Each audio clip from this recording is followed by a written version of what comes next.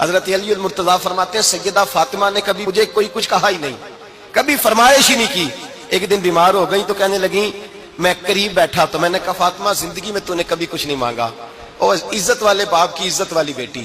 میرا دل کرتا ہے کوئی فرمائش تو کرنا۔ تو حضرت فاطمہ کہنے لگی علی اگر ایک انار مل جائے نا، اگر ایک،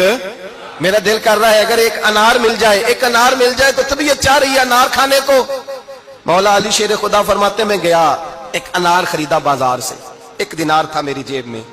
انار خرید کے جب واپس پلٹا نا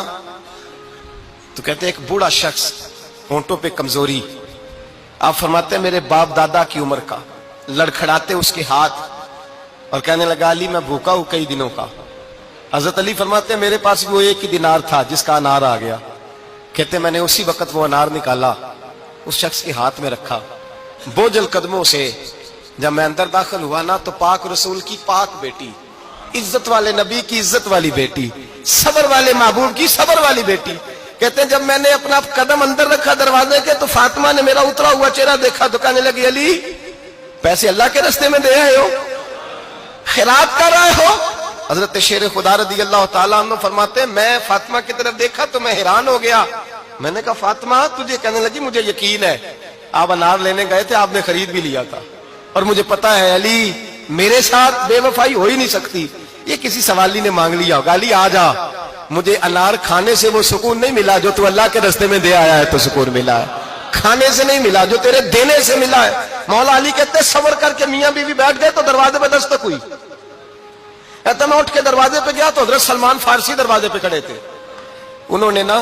9 انار مجھے دیے، کہنے لگے نبی پاک نے بھیجے ہیں،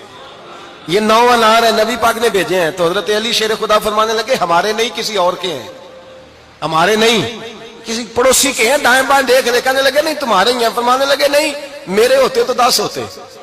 اس لیے کہ اللہ فرماتا ہے من جاء بالحسنۃ فلہ عشر امثالھا، تم ایک نیکی کرو گے میں 10 کا اجر عطا کروں گا۔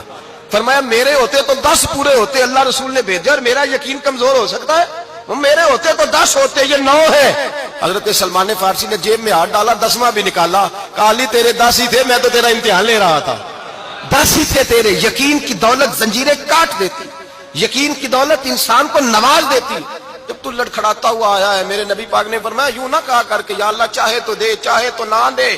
جب مالک سے مانگ تو کہا کر یا اللہ تجھی سے مانگنا ہے، میں لے کے اٹھوں گا،